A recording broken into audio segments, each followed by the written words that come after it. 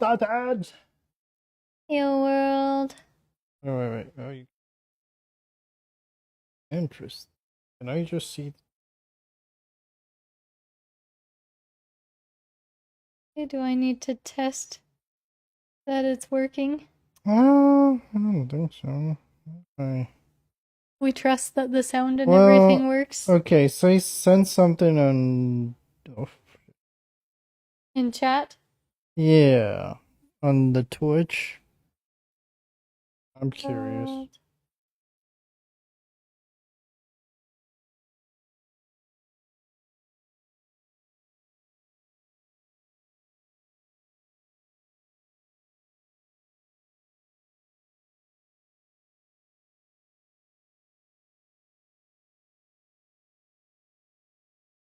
Put on the Twitch. I have it open.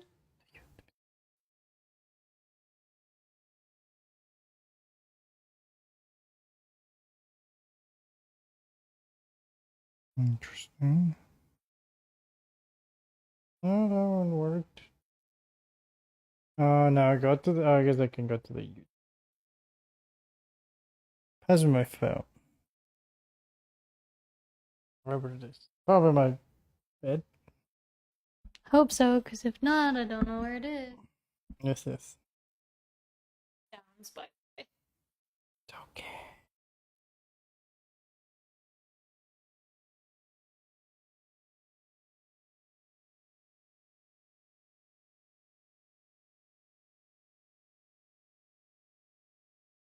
I just want to see. It should be somewhere in there. Probably in the charter.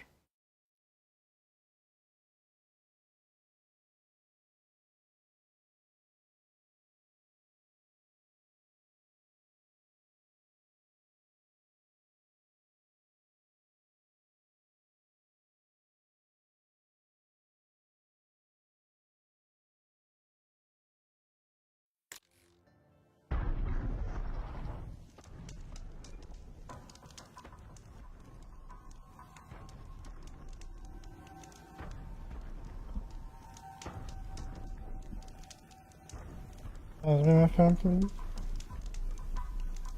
Here you go. I want to see this.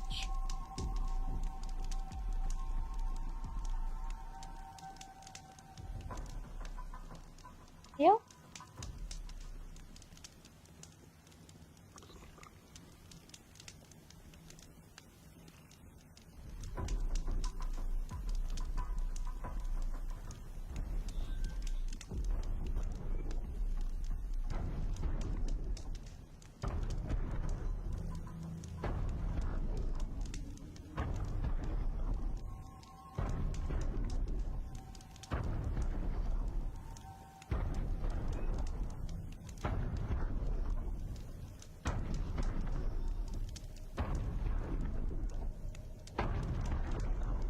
Oh, it does work. Otherwise, I can just have the YouTube open, because then this one has the thing playing, but I don't think I can control what quality it plays back. Hmm. You know? Yeah. Yeah, because this one seems to be going full on. Going ham. Look, there's the tall neck. Hello, friend. Yeah.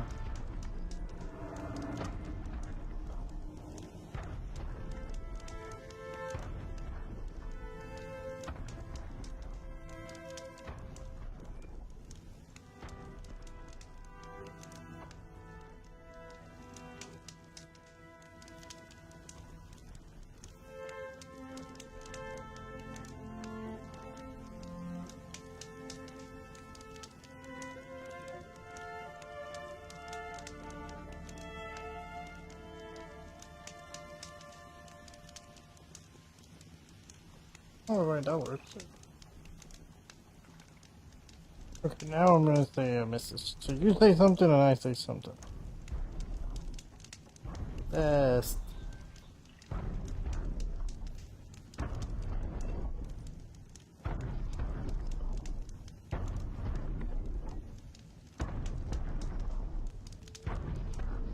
That one works.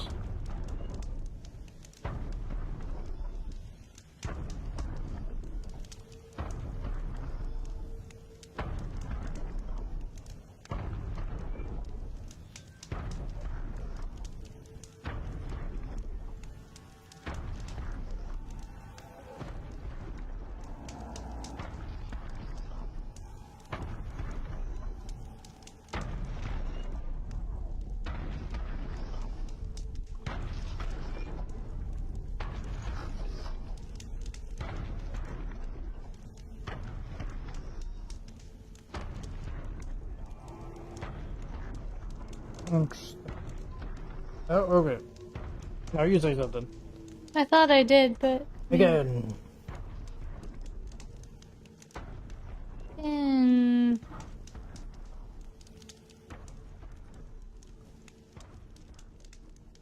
It will probably work, but I'm not sure. And Yeah, okay. There you go. That works.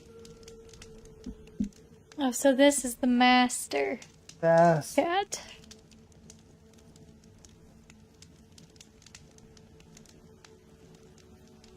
Interesting. Okay. What are we doing? What are we doing? Oh, yes. We're getting a mug. Where is it? I think it's in that pile of rubbish.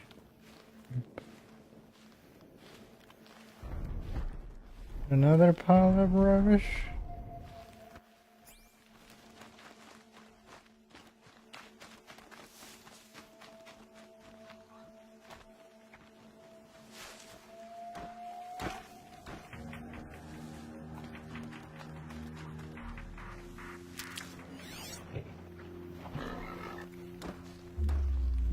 Water.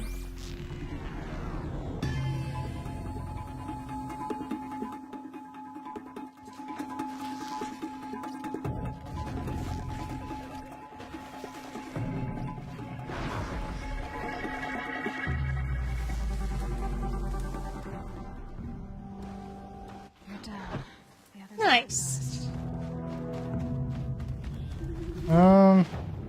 Okay, where's this mug at?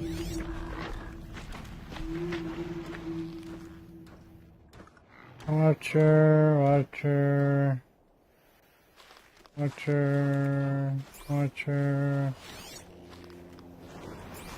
Could be close.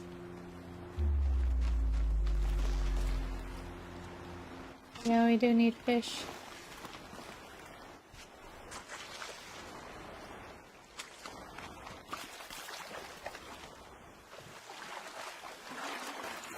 I can't spare. That's the thing we need. Yeah, that's what can we get rid of? I don't use this stuff.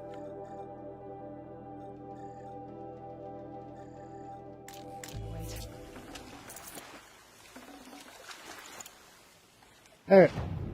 Now we should be able to.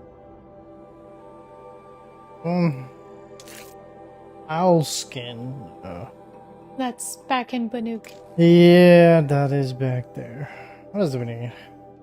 Puppets, potions. We need raccoons. Turkeys and raccoons. Turkey. Turkeys. Fish. Fishes.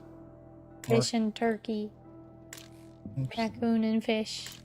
So turkeys. Fish and turkey. Okay, so we need a bunch of turkeys and raccoons and fishes. Yes. We're gonna wait before we go back into the lands. Yeah. Where is that? Oh, is that the mug? Yeah.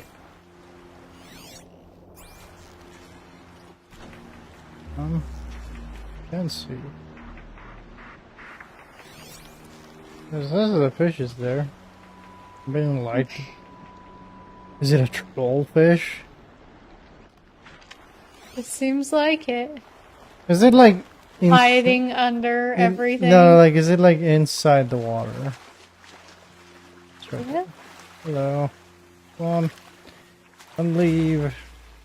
Can't see. Oh. There's another fish.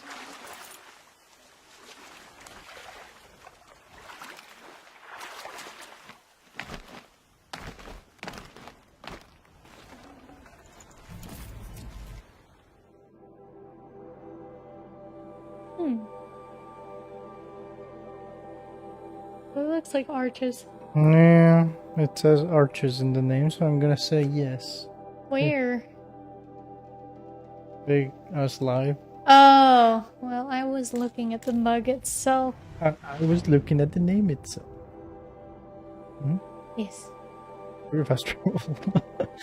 Yeah, well. Yeah, it's not very far. Okay. Do you want me to run it so you don't have to? Hold on, let me get to it. It's not fished. There's 3 fish. What do you mean? But that one's so far away. Thank goodness. Can we do anything yet? I No, thought you we need raccoons. Oh, fish skin. Oh, this one is You bone. did need a bone, though. Yeah, you can carry on now. You want me to carry on now? Or carry on the mission.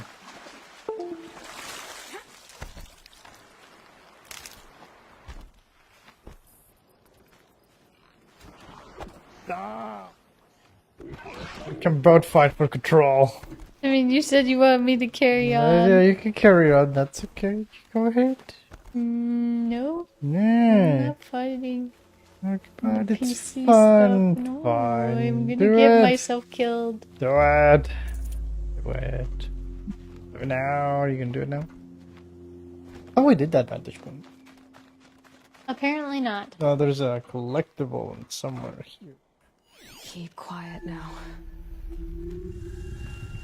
Jeff Andriades show. 62. Part 4. Transcripts of each episode are posted within 24 hours on their transcripts page. Visit the Hollow to sign up for Jeff's newsletter today.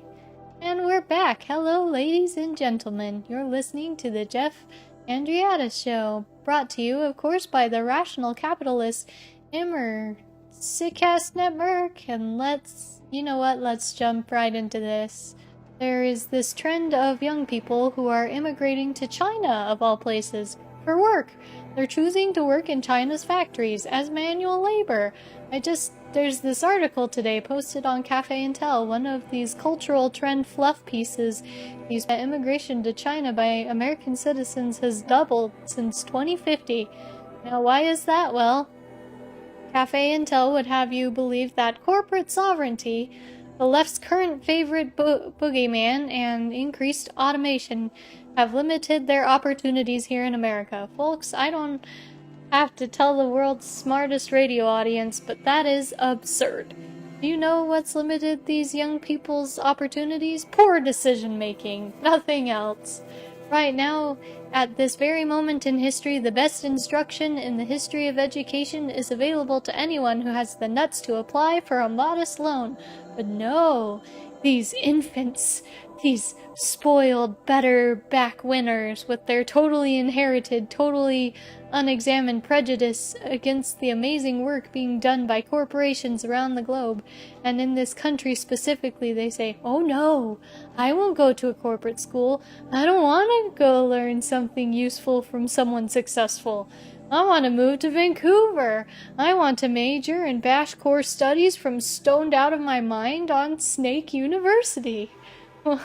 What exactly did you think was going to happen when you graduated with your creative expression degree from some East Coast left-wing edu enclave that nobody's ever even heard of? Folks, we aren't experiencing a brain drain in this country. We are experiencing a shame drain. And I say, bring it on. We're going to open the channels here. If you want to drop in, you know where to find us. As always, no fancy skins, no voice mods. If you're going to be a belligerent ass on my show, you're going to do it with your real face, you cowards. He seems less... Well, there's a lot of parallels with that, and Yeah, currently I know. people getting degrees. Yeah, useless degrees, but also, like, Yeah, the point of automation they're at, like, yeah. if there's no jobs here. I mean, yeah. Yeah.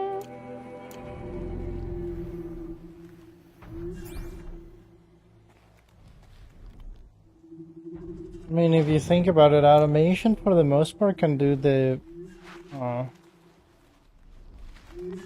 really simple jobs that Yeah. most people get, Mm-hmm. you know? Yeah. So...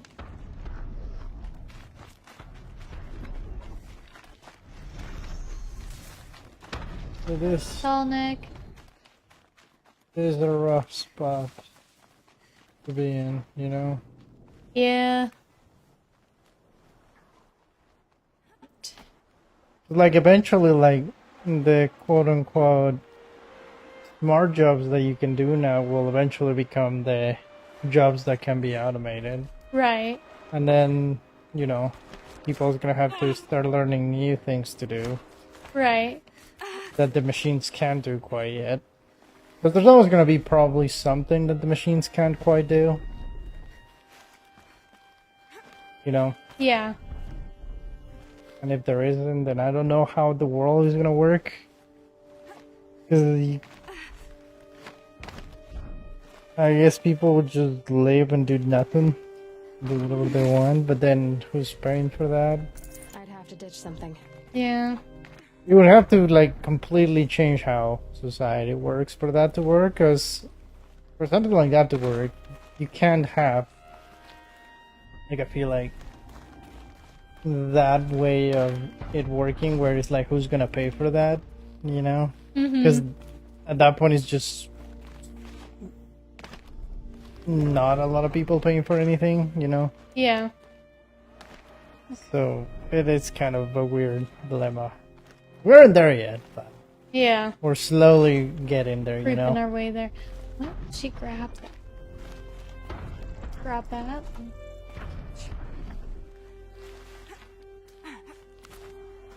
Do I have to jump into it? Like The what? that one. Yeah, there you go. I just didn't jump I right. just didn't take the running jump Yep, that was required. yep, pretty much.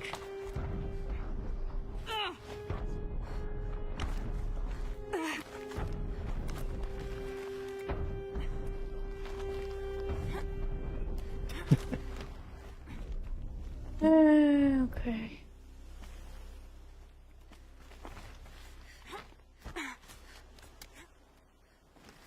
Here we are.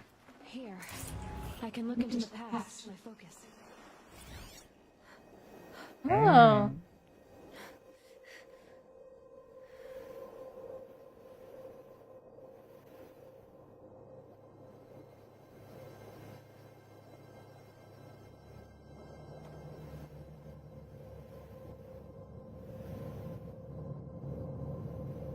Hmm.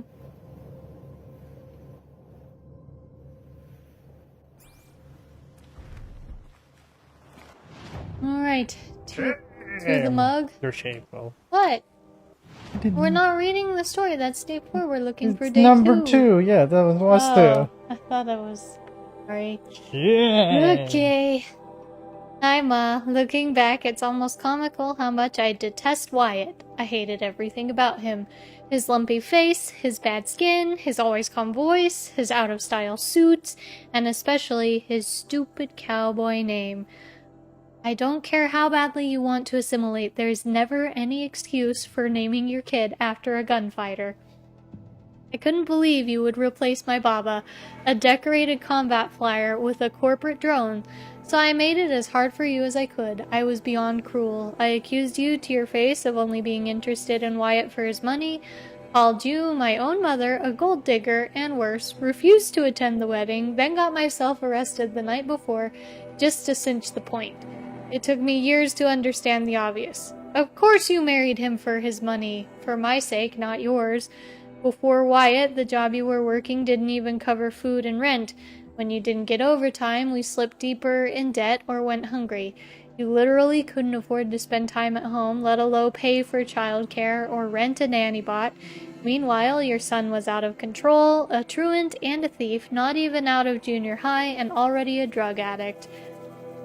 If you'd only had yourself to worry about, I think you would have politely refused Wyatt's interest. You were no stranger to hardship. Compared to what you went through getting out of Kolkata in 2037, simple poverty probably seemed like a cakewalk. You knew how to survive. But your son didn't. I was headed nowhere at ramming speed. You married Wyatt to save me for the stability and opportunities his money could provide. It wound up working, but not as smoothly as you hoped. Before I could be saved, I had to die first. But that's a story for the amphitheater. Trainwreck. Yes. We're only missing one. Yeah. That's right there, literally. Hold. Oh. We are on our way.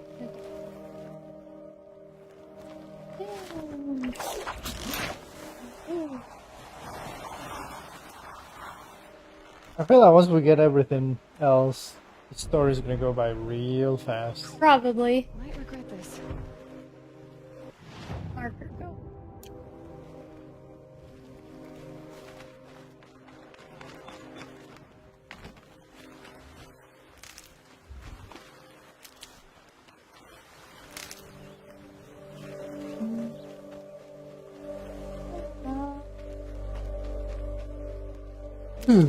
Alright, I'm supposed to be looking for fish.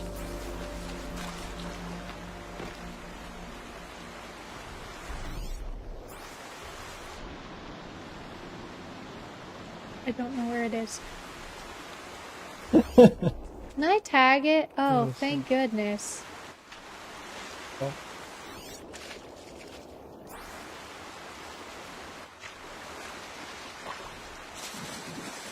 Didn't get anything.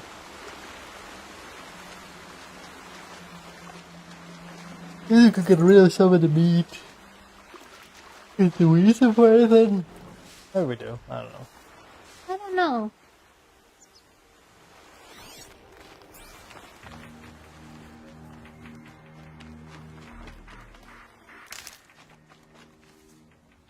Stems enough. File. Wayfarers. Huh. Oh, we got all the mugs now. We can do that. Food?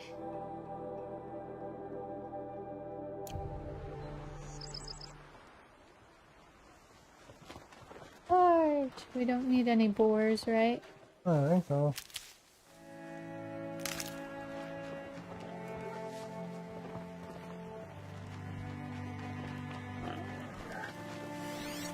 Phew.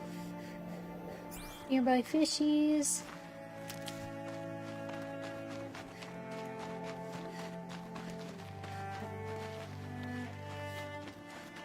Hello, everyone.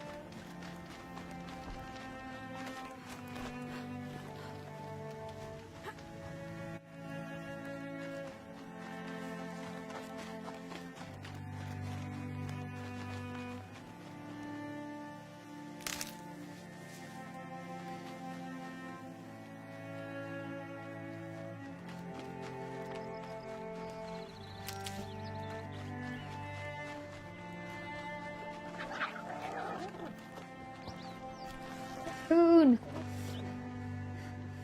Where is it?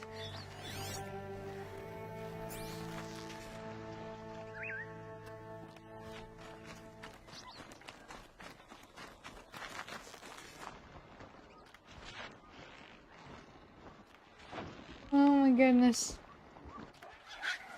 Hello. Oh no! I don't have enough of the skin.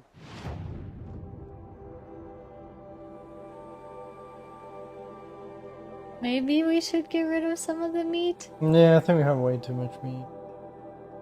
Yeah, that is way too much meat. Okay. Every use.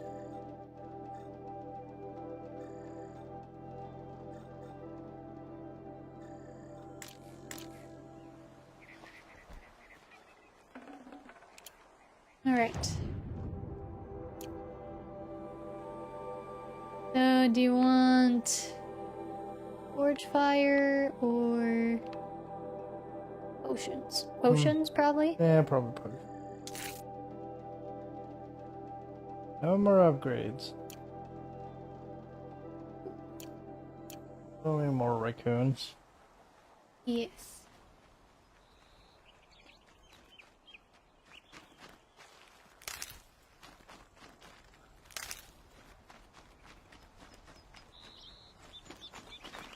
is it down? I don't know much.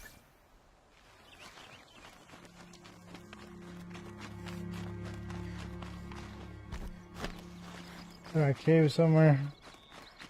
The only thing I can think of. Oh, it's right there. Oh.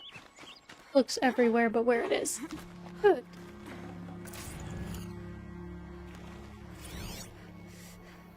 War Museum.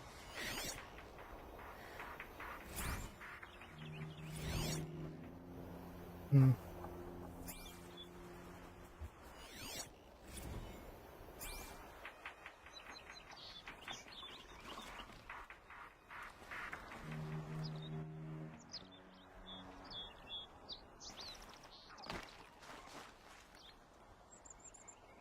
Never know when I might. Yeah.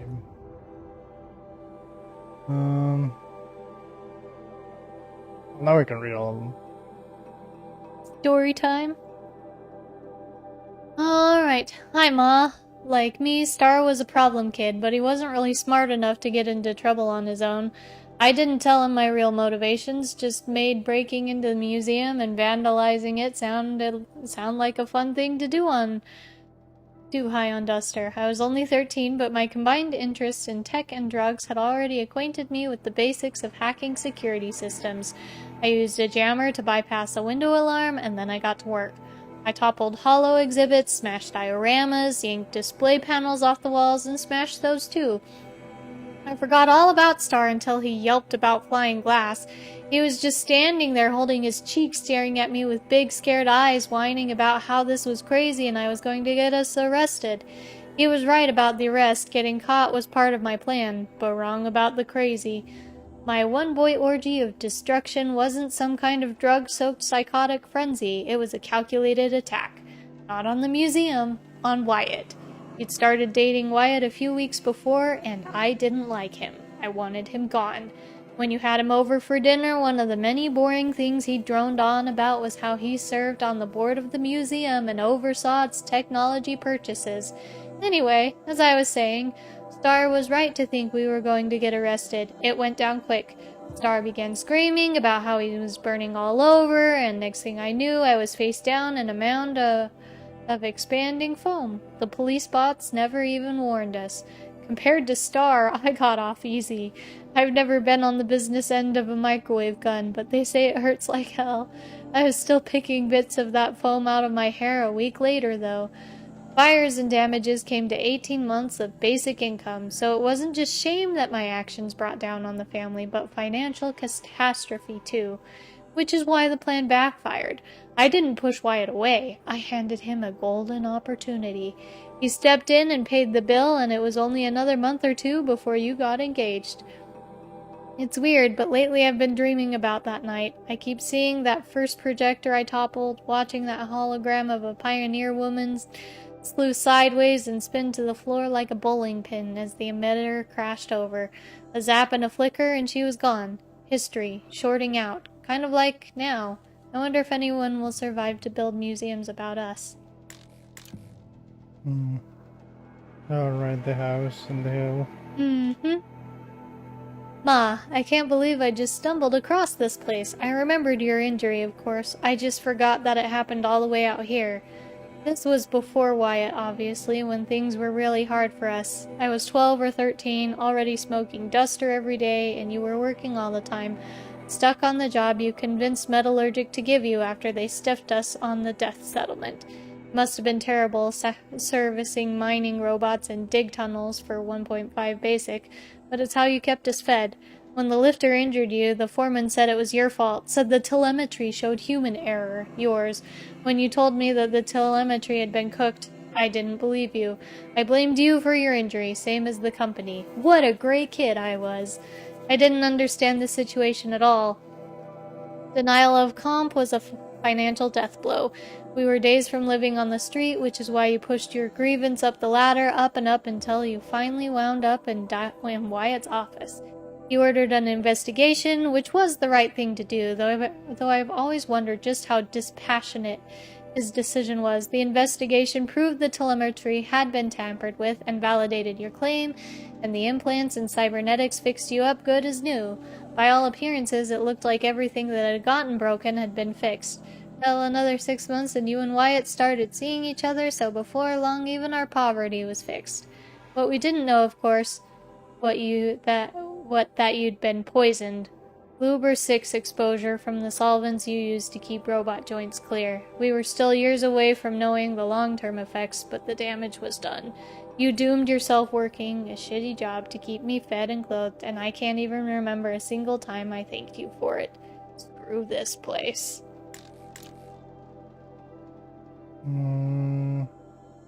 Flying place? Mm-hmm. Hi, Mom. My plan was to go camping here after the Amos 15 launch. I'd been working OT for the past 9 months, so I was pretty frazzled and figured I should take a weekend to relax before Crunch started up again. I was setting up my tent when Wyatt's call came through. He said it was an emergency. I called a lift spin vert and made it to Denver General in less than 27 minutes. I was too late. He'd already slipped into a coma. I didn't understand how you could be, but when I told Wyatt to explain, he just kept choking up, waving me towards the care station. So it was a holodoc that broke the news.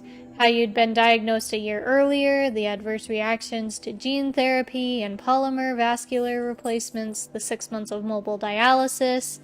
I couldn't believe you'd kept it all secret from me. Even at the height of Crunch, I called you once or twice a week, so you just sat there listening to me enthuse about my latest project or complain about workplace politics, and all the while you were dying? It didn't make sense.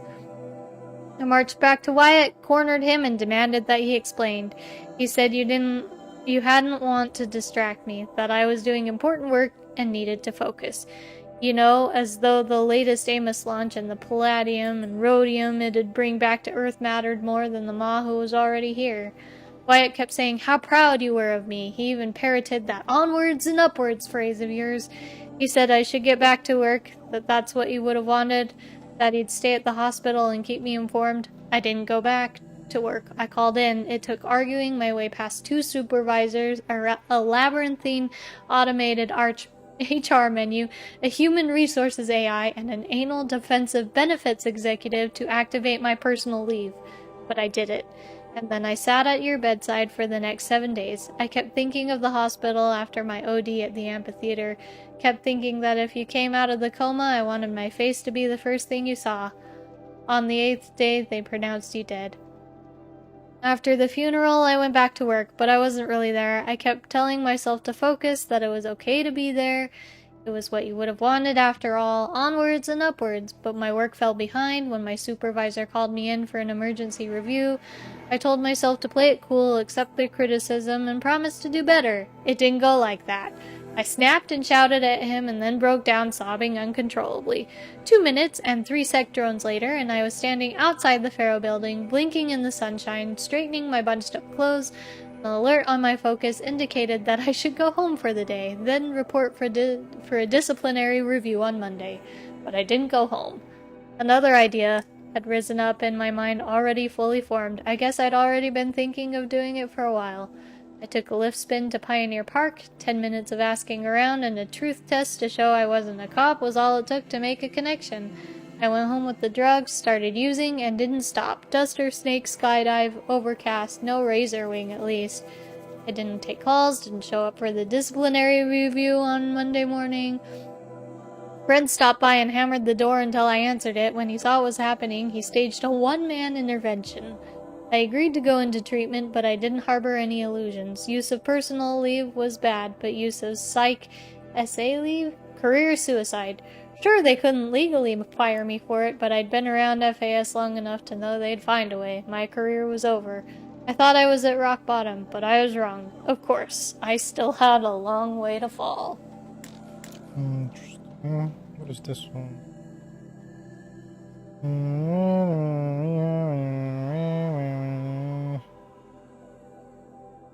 Okay. Mountain. Hi, Ma. It was August, the summer school had wrapped, and I'd aced my courses, so I was heading back to 10th grade with a good head of steam. As a reward for my studies and sobriety, you and Wyatt gave me a Fullerton Labs Astro Prodigy and took me camping to watch the Perseids at their peak. I was amped. Wyatt spent all afternoon struggling with a self-constructing shelter he'd bought for the trip until finally he gave up and built the damn thing manually. Well, the sleeping pods, anyway. While we made a fire and cooked dinner, it must have taken a lot out of him because Wyatt was nodding off at dinner and went to bed soon after. As night fell, we sat and watched the meteors streak across the sky like fingernail scratches, marveling at their abundance, laughing our delight. After an hour or so, you asked me to teach you the constellations, so I launched the Astro Prodigy and played Professor, spouting off about each star group as the drone magnified them. Later, I had it zoom in on the Odyssey, which was still being constructed in orbit back then. It was another year or two before they abandoned it. We could actually see the robots building it, zipping across the hole like little fireflies. So I jabbered about that, which got me started on yammering about the robots that Pharaoh and other corporations, even Metallurgic, had begun sending up to mine helium-3 from Luna and metals from the asteroid belt. The more I spoke about spare tech, the more excited I became, but I was getting cold, too. Deserts at night are like that. I sat back down next to you, and we huddled under the camp blanket for a little while. We were quiet. I wanted to say what I was thinking, but it felt ridiculous. But then Wyatt snored explosively from inside the shelter, and we giggled, and our laughter seemed to make an opening for me to just go ahead and say it. That I, your delinquent son, who'd almost flunked out of high school, who'd nearly died of an OD at a Bashcore concert, wanted to be an aerospace engineer and make the sort of machines we'd been talking about, robots to gather resources in the solar system, maybe even ones that could travel to other stars and colonize new worlds. You looked at me and smiled. Then that is what you will do. And then you looked up at the night sky and said very plainly, as though it was a simple fact, you will write the story of our family across the stars. School started the next week, and I never looked back. No, the dome. Hi, Ma. Last stop. After this, I'll have said everything I need to. It was just a routine launch, but for us it might as well have been Apollo 11. It was my first payload, a secret extractor with an upgraded propulsion system I'd designed. The vehicle was destined for M89282, an asteroid rich in ruthenium and tungsten. A metallurgic claim, as it happened, a family event through and through. So there we stood in the open air as night fell and the stars came up, and of course I was thinking of that night years before when we watched the Perseids together and talked and dreamed of this very moment. You were thinking of it too, because when the booster launched, as it rose into the sky on its jet of flame, you took my hand and said, "You have written the story of our family across the stars." Even then I knew it wasn't true. The vehicle was headed for a rock, not a star. It was a routine launch, not some voyage of discovery, but my heart was too full to quibble. I just smiled and squeezed your hand back. It was the finest moment of my life. You and me, Ma, onwards and upwards. The start of great things. But after you died and I broke down, the meaning of that night changed. Everything that had seemed wonderful seemed to turn rotten and false. It seemed false because it was false. I'd never written anything across the stars. Sure, I'd hoped to work on a project like that, a deep space probe or a colony ship, but it never happened, and now that my career was over, it never would. And then when I found out about the plague, the memory haunted me even worse, because it wasn't just me who failed to write a story across the stars, you see. It was all of us, our entire species. All our innovation, all our tech, all our striving, and it came to zero. I've been looking up the stars a lot, Ma. And the only story I see written across them is that we are small and insignificant and will soon disappear with hardly a trace left behind. It's a hard story, and I don't much like it. So I guess maybe what I've been trying to do these past 12 days is tell a different story. Not a big story written across the stars, but a tiny one, written across the humble earth of the only world we ever got to know. I have no reason to think that anyone or anything will survive to ever read it, but whether that happens or not, the truth of the story remains. That once upon a time, on a planet called Earth, there lived a boy named Bashar, who loved his mother very, very much. Bye, Ma. Thank you.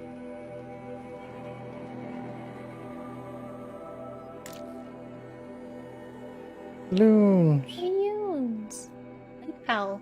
Uh, Hi, Ma. I came here with a duffel bag full of drugs after I found out about the plague. I had a plan. A simple one. Figured I'd spend a few days getting high, then OD on Overcast. I guess I was still furious at Wyatt for aiding and abetting your silence. If everything had gone according to plan, my corpse would have lay rotting in the cottage for who knows how long. He would have needed to lease catastrophic cleaning bots just to scrape me off the floor. Skeletal middle finger from beyond the grave. But things didn't go to plan. For some reason, I went out walking before I got high. I trudged along the shore thinking of all the times we walked and talked here. How I'd changed over the years, how you'd stayed the same. Whether I was a high schooler jabbering about AP classes, or a university student gossiping about my professors, or a FAS engineer pontificating about payload yields, you were always there, always listening, always interested, and always encouraging me, of course spurring me on, onwards and upwards. But now here I was, an abject failure, standing alone on the beach, as all around me children chased playbots across the sand, sunbathers basked, families splashed in the water or zipped past on old-timey boats, utterly oblivious to the mechanical terrors that would soon consume. Brief moments in the sun, doomed to end in horror and amount to nothing. All your love and devotion, all the sacrifices you made to support my success, what did that come to? Failure, and at such cost. We never even got a chance to say goodbye. But even if I hadn't failed, if I'd gone on succeeding, would that have been any better? The whole time I was clawing my way up the ladder at FAS, the company's military division was creating the tech that would end the world. I served the same master. Success was a ladder to nowhere. It just took falling off and landing on the Vantage project to see it. I don't know why, but the irony of that had never hit me until I was standing on this beach. That it was only because I'd failed and been assigned to Vantage, an abandoned time capsule project, that I'd found out the world was ending. Irony? More like a cosmic joke. Why then did the realization hit me like an inspiration? I had access to the tech. I knew I could do it. Sure, in the end it would probably all just come to nothing, like everything else, but for 50,000 years or more, whatever data I left behind would still be there. It wouldn't be much, but it wouldn't be nothing either. I went back to the cottage, stashed the drugs, called a lift spin into town. If I was going to make an end of the world tour, I figured I might as well do it in style, so I leased a Sabera and rode that to FAS. I let myself into the lab, signed out 12 Vantage spikes for testing, put them in the trunk of the Sabera, and the rest is history. It was less than 2 weeks ago. Feels like forever. When I started the tour, I'd come back here and pick up where I left off, get high, then dead. But the first thing I did when I got back was incinerate the drugs, all 2.5 months of salary worth, so that bridge to oblivion has literally been burned. I don't know when I'm going. I don't know how I'm going to die, but it can't be like that. I know how you felt about me and drugs. However it happens, I can at least promise you this. I will die clean. I still have one last spike to sink. One final stop on the Grand Mystery Tour. There. What is this? It's... Hi, Ma. Remember how ecstatic we were when I landed a job here, aerospace control engineer at Faro Automated Solutions, straight out of Stanford U. Saturday, I was tossing a motorboard. Monday, I'm an employee of the biggest corporation on Earth. Starting wage, 6 times basic. It was a dream come true, yours as much as mine. When I found out I'd landed the gig, I waited until graduation day to tell you in person. You were so proud, you hugged me 5 minutes straight, laughing and crying at the same time, saying over and over, onwards and upwards, the start of great things. I thought so too. It seemed as though nothing bad could ever happen to me, to us, ever again. But bad did happen, of course. More bad than I ever knew was possible. And while I can't blame FAS for making you sick, Metallurgic gets the credit for that. Sure as hell blame Pharaoh for the rest. But let's talk about the end of the world later. It plays a part in the story, of course. If I hadn't found out what was coming, I wouldn't be doing this, leaving these time capsules behind. But the apocalypse isn't the story I want to tell. This is going to be about our family, about us. It's time to get going. I've spent enough of my life in the shadow of this place. I've got 11 more vantage spikes in the trunk of the Sabera I rented. Some pretty good ideas for where to sink them. So let's get the hell away from this place and start sinking.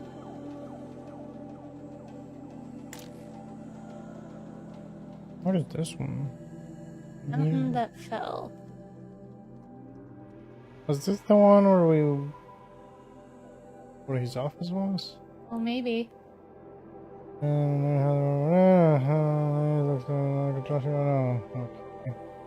Ma. I was surprised when FAS sent me out here, and not just because the meeting was going to be held in real space. I was surprised to discover that anyone at FAS still knew I existed. When I returned to work after treatment, HR informed me I'd been reassigned to the Vantage Project. It was exactly the professional death sentence I was expecting. The career equivalent of getting sent into a red zone without an environment suit. Everyone knew Vantage was one of those doomed projects FAS kept around solely for the purpose of assigning dead-enders to them, especially head cases like me, who couldn't be summarily fired for fear of parody litigation. Month by month, management would pile losers on a lost cause, then cancel the project and lay everyone off. The ship of fools sunk with a single torpedo. Ain't wrongful dismissal if it's downsizing. I had nothing better to do, so I spent my time studying the tech. Chip design wasn't my forte, but I knew enough to admire what the engineers had accomplished with the Eternity chip. Stored data was guaranteed to last 50,000 years or more without degradation. As for Vantage itself, the project was little more than a failed marketing plan. The idea was to promote the tech by burying unlocked Eternity chips at scenic locales around the world.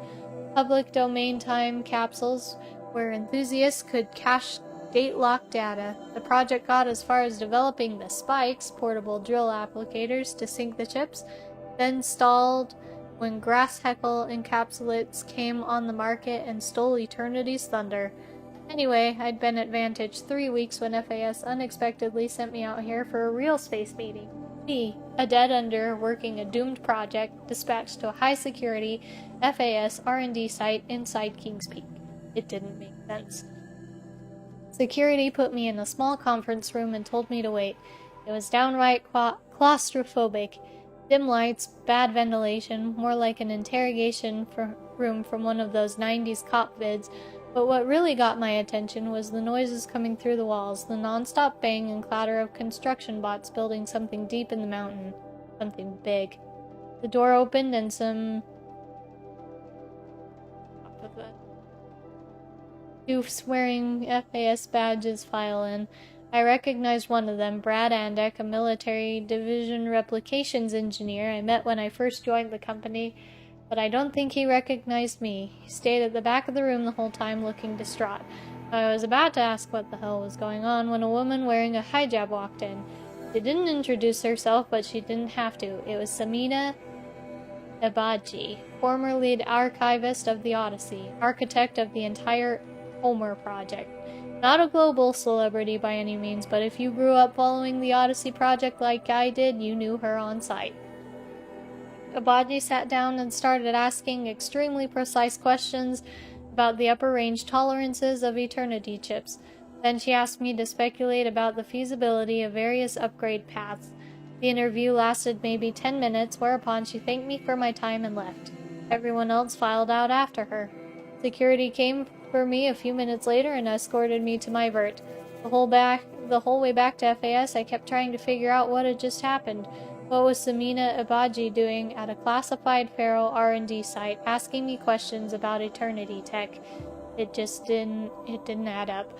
By the time I landed, I knew I wasn't going to give up until I'd puzzled it out. The worst that could happen was I'd get fired, and that was going to happen anyway. Took a couple days and some geo work, but I got a fix on Brad Andek soon enough. He was going to a different bar every night, drinking to the point of blacking out. Shadowed him until I managed to proxy his focus and dupe his net protocols. Didn't find anything strange in his financial records or media patterns. I was starting to think I'd wasted my time. Then I accessed his Dreambox account and found the journal he'd been keeping the past few weeks. It was all there. How the world would end. My first thought was, well, at least my ma didn't live to see this. My second thought was that nothing mattered anymore, which made it pretty obvious that I should kill myself. Concern? Yeah. Oh, the amphitheater. Amphitheater. The Turtle Beach House. Hook up. You got this, boss! Yes, 2 more! I don't remember anything about the concert, the bands, the music, the crowd. I was too throttled on Skydive and Snake that night to distinguish the thunder of Bashkar from the roar of blood in my head. And then I ran across a pusher who was selling Razor Wing for $8 a tab. That's right, Razor Wing, a certain designer stimulant named after a certain late 30s fighter craft that our family had a certain unpleasant association with. So I declined the offer, heeded the ominous portent, and got the hell out of there, right? Or maybe what I did was buy 4 tabs and take them all at once. Yeah, did that. According to the police report, I went berserk and attacked the pusher, then set fire to his stash, and then went after the security drones that showed up. I didn't get far. The drones put 50,000 volts through me, which wouldn't have been such a big deal if my heart hadn't already been hammering along at triple time. The shock flat out killed me. The medbots came fast as they could, but the first glitched out and the second got hung up in the crowd, so I was dead for almost 2 minutes. And even after they revived me, my condition was touch and go on account of all the substances sloshing through my veins. When I came out of the coma, your face was the first thing I saw. You'd been crying. Your makeup was smudged, dark lines down your cheeks. When our eyes met, I expected you to start yelling, and weak as I was ready to yell back. Not even a coma could break my defiance. But you didn't yell. You quietly asked Wyatt to wait in the hall, then pushed your chair right up to the edge of my bed and took my hand. I wanted to jerk my hand back, but I couldn't. It wasn't the strength of your grip that stopped me, but the warmth of your hand, the gentleness with which you took mine. When you spoke, your voice was quiet, just above a whisper. When I lost your Bava 7 years ago, you were my only reason to go on living. Your gaze lifted to the medical equipment surrounding us, the tubes and blinking lights. You shook your head. Why do you live like no one loves you? Don't you realize that if you die, all my hopes and dreams and all the hopes and dreams of your father die with you? You reached and touched my hair, and like a thunder crack, I broke. Or maybe I was just snapping back together. I lay there sobbing for what felt like years. The whole time you never took your hand away, and I didn't either. The next day I agreed to go into treatment. I wish I could say I never picked up again, but as we both know, that's not exactly how things turned out. Medium?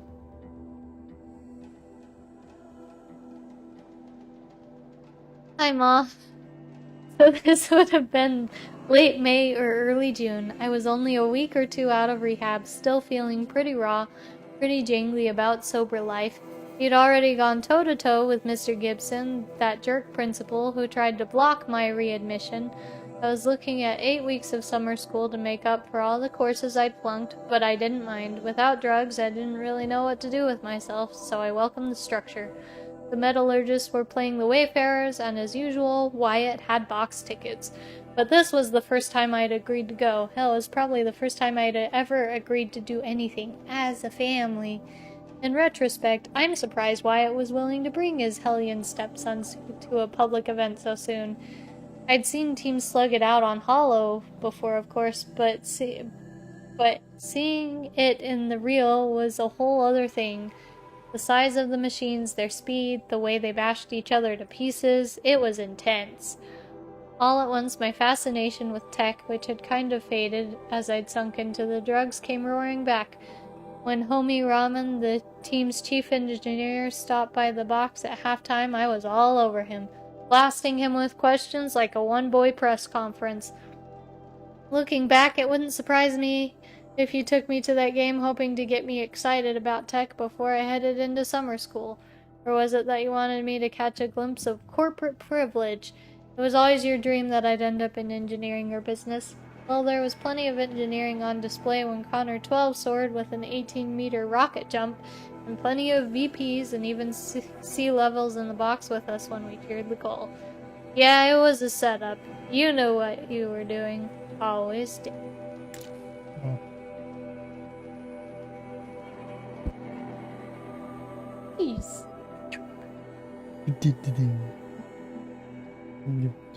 Blah blah blah. Now you can go shh. I only have these two, I think, here left. Oh, really? Yeah. The Bannock figure and the metal flower. We could probably fast travel here. And then just go along the cliff. Probably.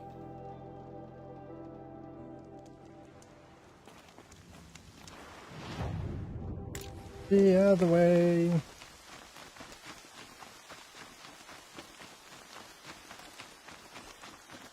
We should have labeled this story time. Yeah. Well, technically it is part of Collectathon time. It was being 50-50. Oh, yeah, I think it's 50-50.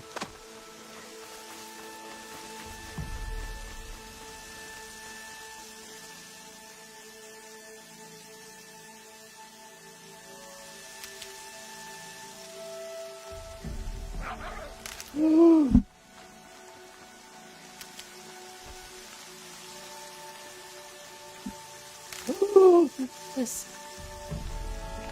Is it gamers? No. About doggos. Not so much. Is what? About the doggos. Oh, yeah, we gotta win the little box. Yes. I have no clue which one. I think it was this. Oh, fuck no. That's a flower! Hooray! Poetry! Hooray! Poetry. So good. I still don't know what those mean. It just feels like random It's just words. poetry. Poetry's random. Like, it just feels random. I feel less random. It should make you feel something. It makes me feel confused. Some of it is designed to do that.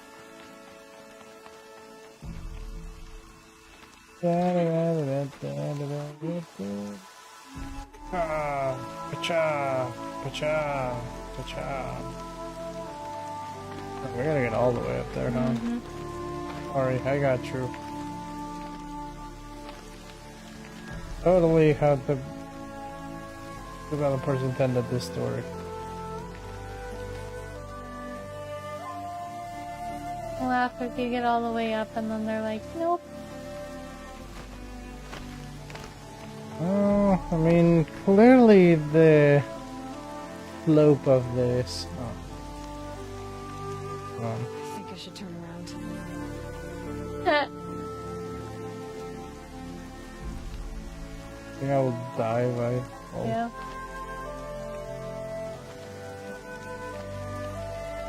Worry, I'm here. Oh, you bitch. Okay. Yeah, in your face. Who said that I couldn't do it this way? They did.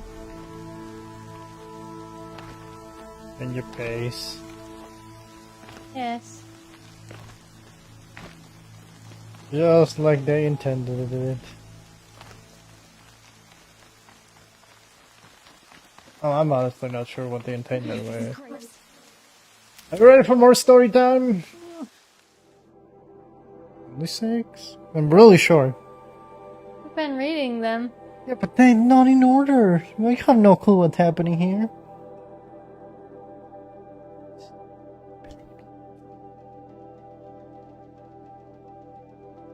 Let me read then.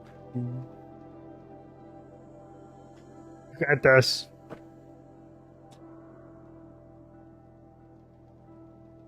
Iktuk. Upon this peak I name you, my son, that which I could not do before my exile.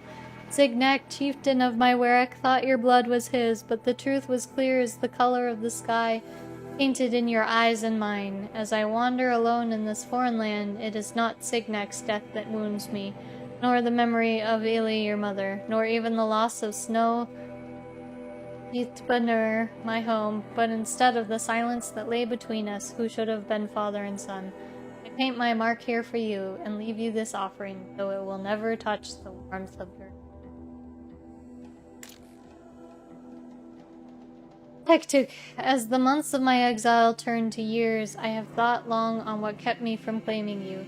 Such a call could only be settled in blood by the death of Signac our chieftain or my own. It is true I feared this battle and his strength, but not as much as I feared its aftermath.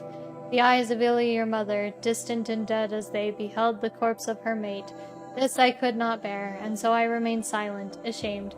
But fate is cold and cruel, and my fears came to pass despite me. I paint this mark in sorrow, and leave you this offering, though it will never touch the warmth of your hands. Amazing reading abilities. Tectic, in my exile, I often envision your eyes, wide and blue and dumbstruck, as the body of Signac our chieftain was laid before you.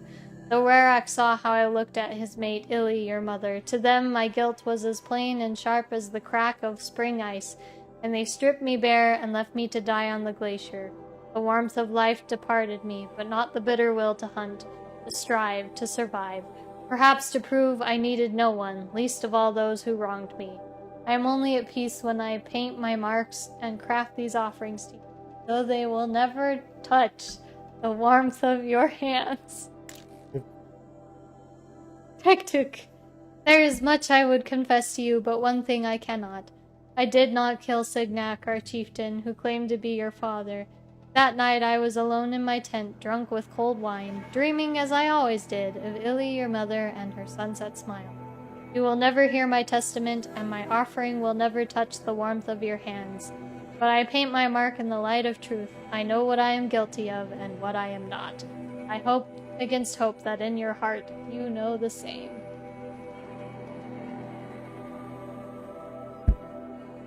It was in the middle of it. I don't care. It will never touch the warmth of your hands. Amazing.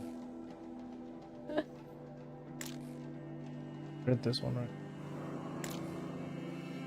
Hektuk. Falsely accused, exiled, starving and cold, I faltered. This I confess, as the death chills overcame me, I lost will and purpose, and felt the bottomless callousness of fate. But then a vision. I saw in my mind's eye an endless white plain, with only a single figure waiting.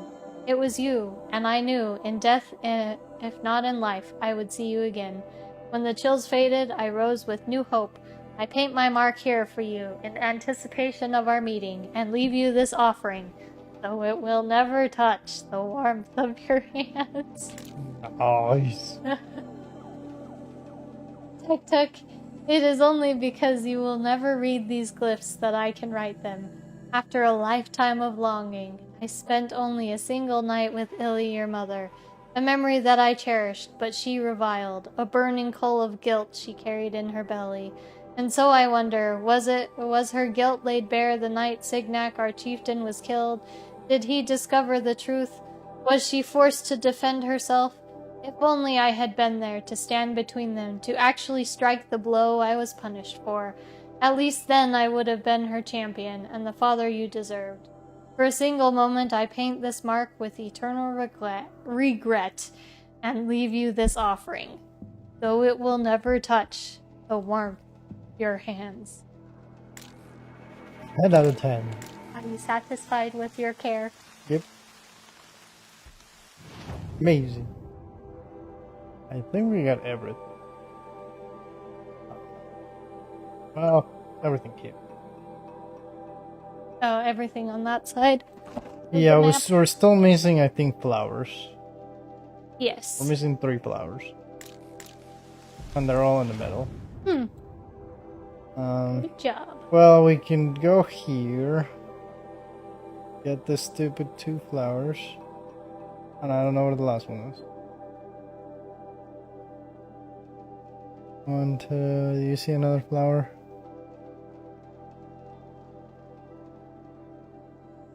When did they become circles? Too close.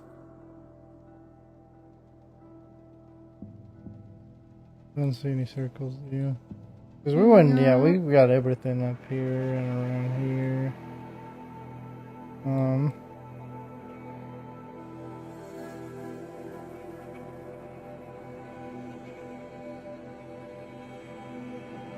Where is the last I flower? don't know. 1, 2. you just make it so that's the only symbol showing? Suppose I had to fix it again. I toggle all. Flowers.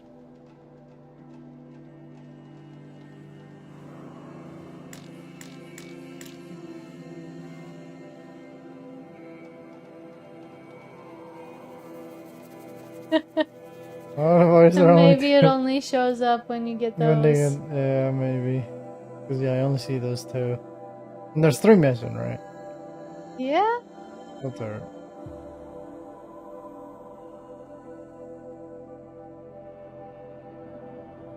The map becomes so much more. Yeah, cluttered when you put all the machine stuff on. Yeah, I would even turn off the fires, but those are useful. Right. You use those to teleport. Well, we're done with the hunting grounds and the bandit camps. Yeah. And the tall necks. And the cauldrons. Oh, those don't really amount to anything. I don't even see anything moving. Yeah. Well, Maybe merchants? but we use those sometimes, don't we? Oh, not really. Why are some of them blue?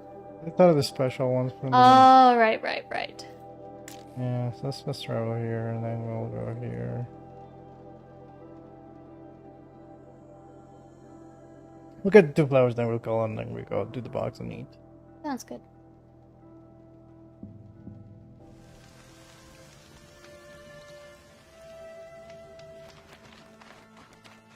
First. Like, in real life or in the game? Yes, in real life. Okay, that's all. I don't know. I thought you speak in riddles. Keeps you on your toes. Are there any fish? Probably. Nope. They're all dead. I think that's the...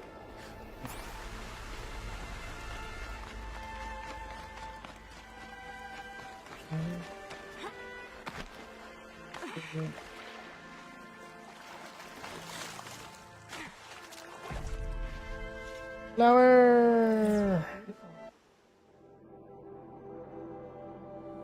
Seasons of mist and mellow fruitfulness, close bosom friend of the maturing sun, conspiring with him how to load and bless with fruit the vines that round the thatch eaves run, to bend with apples the mossed cottage trees, and fill all fruit with ripeness to the core, to swell the ground, to swell the gourd, and plump the hazel shells with a sweet kernel, to set budding more, and still more, later flowers for the bees, until they think warm days will never cease. So we will never touch the bumblebee.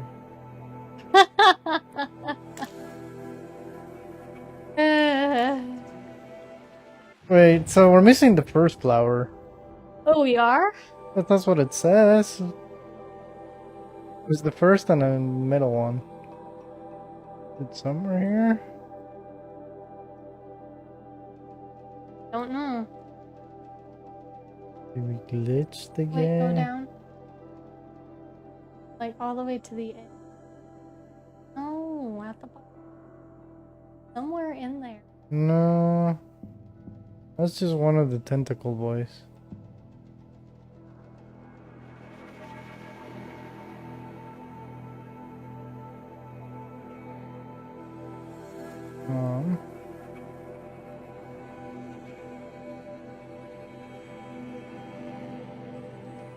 I think it'll unlock when we get that other flower, maybe. Or it's like double buried under a lot of things. But it didn't even show when you had the other just selected, so I don't know. Yeah. Maybe it's not available till later in the story. Possible. Maybe they don't want you to become too overpowered by getting all of the gear. Well, they don't even give you gear half the time. They give you I mean, very useful stuff. Yeah, that.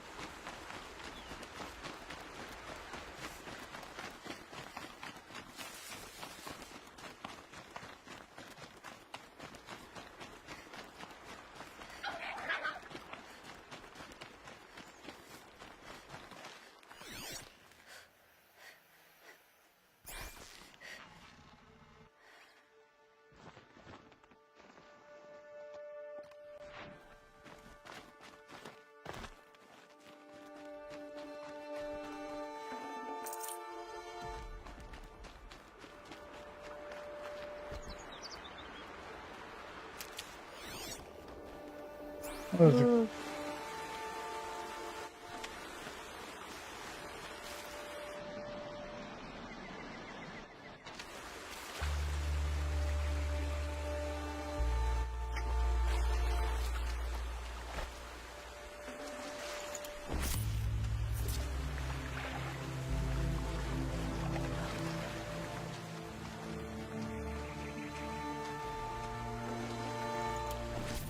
Alright. Capacity, what is Very capacity. it? That one you can no? Tire blaster. As we'll do the tire blaster. Goose. We've ever seen goose. Yeah, we have. Well, they've always been in the farms. Yeah, they've got to be close to there, though. Need more fish skin. We still need everything. Oh, yep. And add to the list the goose.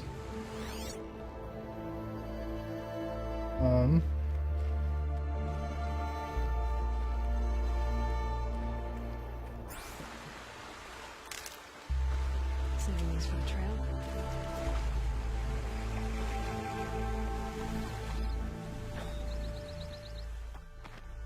I always wonder why rivers tend to have those really round rocks.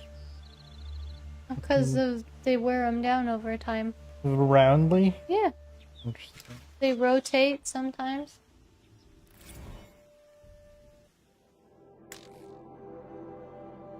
Pushes them around. The dust of many crumbled cities settles over us like a forgetful doze. But we are older than those cities. We began as a mineral. We emerged into plant life and into the animal state, and then into being human. And always we have forgotten our former states, except in early spring when we slightly recall being green again.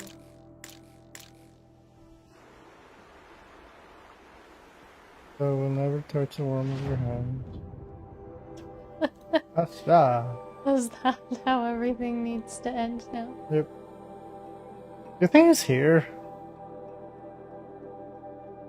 I think it is here. Oh, just because it hasn't been explored? I think so. Oh, I could think be. it was here, and it just doesn't show you in the map. Because this is the very first one. We've gotten all the tall necks, haven't we? We have. I'm pretty sure it's here. Okay, I mean, we could try it.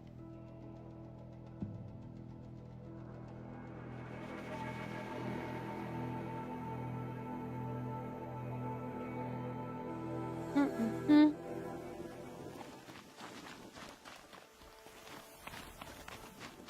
Nighttime, because this. To think he built all this alone.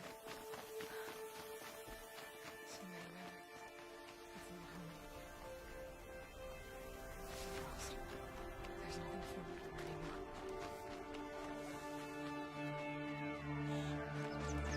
anymore. Got a lot of trauma to unpack.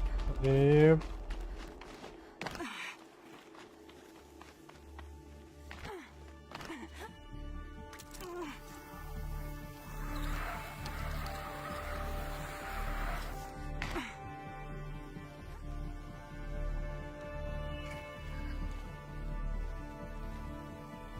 Should we drop slowly? Nice. Not if you need to stay up. Oh god, no, it's down there. Oh.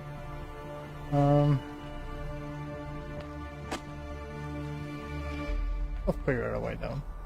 Look, this basically stairs. Sure. Basically stairs. I guess.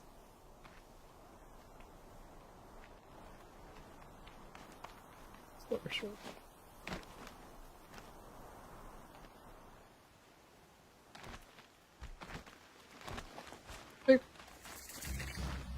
Campfire. What did I say?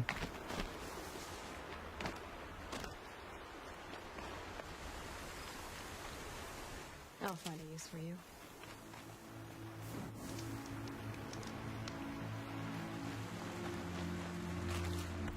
I could be wrong, but I think it is there. I mean, it makes logical sense. 'Cause I don't think you ever have to come here for anything, like store related. Just a really weird area.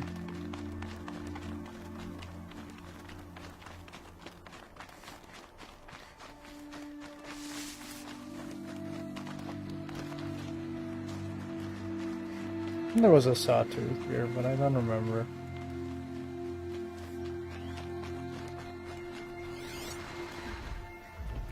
These scrappers.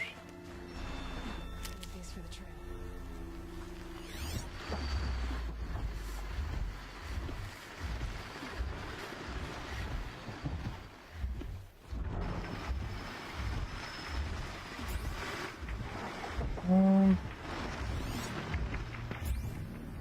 Anything? Yeah, I'll check around. This is where it ends.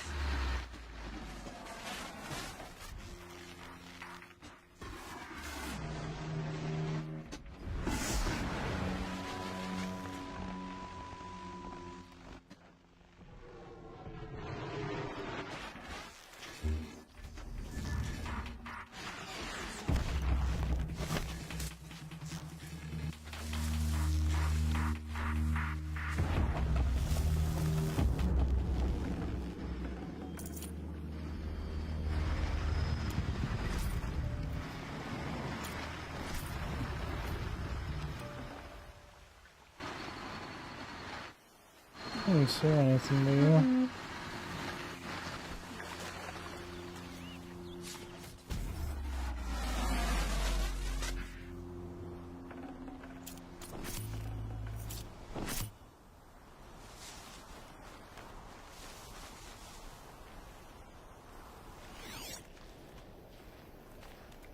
Nice boxes.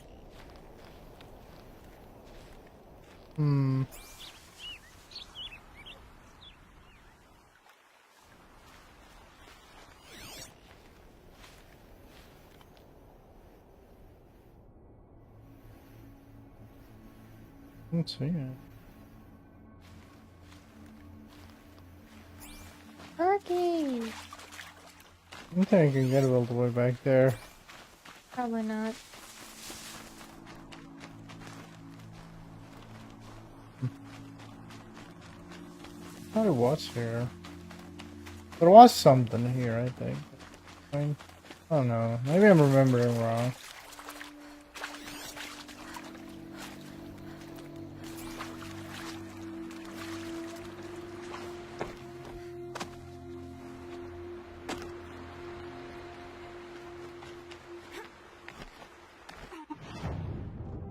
Maybe Google it and see. I Which think flower is it? number 1. Literally the first flower. Unless we glitched the matrix.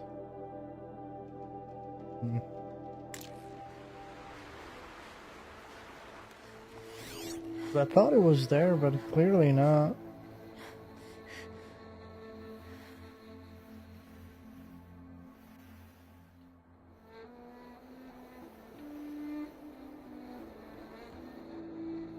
Oh, it's in the ruins where you fell as a kid.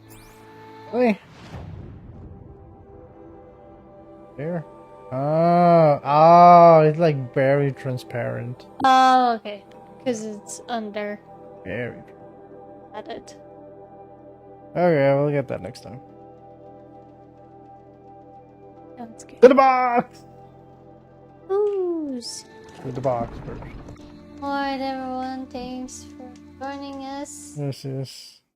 Thank you. Good day. Real. It's Yep. fun. Mm-hmm. Fun sometimes. Yep.